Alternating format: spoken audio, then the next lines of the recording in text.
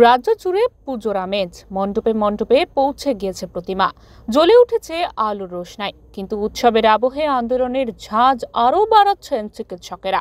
ধর্মতলায় অনশন চালাচ্ছেন জুনিয়র ডাক্তাররা। এবার সেই অনশনে যোগ দিলেন সিনিয়র চিকিৎসকেরা। মঙ্গলবার সকাল 9টা থেকে রাত 9টা পর্যন্ত প্রতীকী অনশনে যোগ দিচ্ছেন সব মেডিকেল কলেজের পড়ুয়ারা। কারণ যেহেতু দেখুন কর্মবিরতি স্টপ হয়ে গেছে, তো সেই ক্ষেত্রে আমাদের এখানে তো ডিউটি করতে হচ্ছে। এবার যাদের যেদিন ছুটি থাকছে আমরা সেই ব্যাপারে অ্যাডজাস্টমেন্ট করে আমরা এটা কন্টিনিউ করার চেষ্টা করছি। কারণ ডিউটিটাকে আমরা সার্ভিসটাকে হ্যাম্পার করবো না।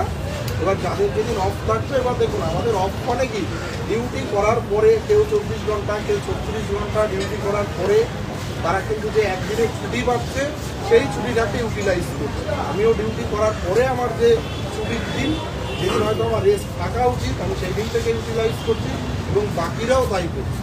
এটাই কি চলবে? যার যেদিন ছুটি থাকবে তারা অনশনে বসবে? যেদিন ছুটি থাকবে মানে কাল পরশু প্রত্যেক দিনই অনশন চলবে। পুজোর মধ্যে আপনারা কি অনশন চালিয়ে যাবেন? আমাদের সাতজন সহযোদ্ধা আমারও অনশনে ধর্মতলার মঞ্চে অবস্থান করেছে, তাদের শারীরিক অবস্থা কিন্তু যথেষ্ট উদ্বেগজনক অবস্থায় চলে গেছে। আপনারা গতকালকে যদি দেখেন তাদের ব্লাডে যে সুগার লেভেল ফল করে যাচ্ছে, দুদিনের মধ্যে কিটোজ চলে আসছে।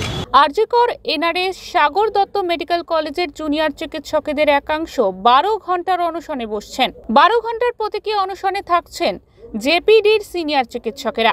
সকালে তারা পৌঁছে গিয়েছেন ধর্মতলার মঞ্চে। সূত্রের খবর, সরকারের উপর চাপ বাড়াতে প্রতীকী অনশনের পাশাপাশি গণ ইস্তফার কথাও ভাবছেন চিকিৎসকেরা। অনশনের পাশাপাশি মঙ্গলবার কলেজ স্কোয়ার থেকে ধর্মতলা পর্যন্ত মিছিলের ডাক দেওয়া হয়েছে। বিকেল 4:30টায় শুরু হবে সেই মিছিল। সূত্রের খবর, চিকিৎসকদের মিছিলের অনুমতি দেয়নি পুলিশ। কলকাতা থেকে শেখ এরশাদের রিপোর্ট, ওঙ্কার বাংলা।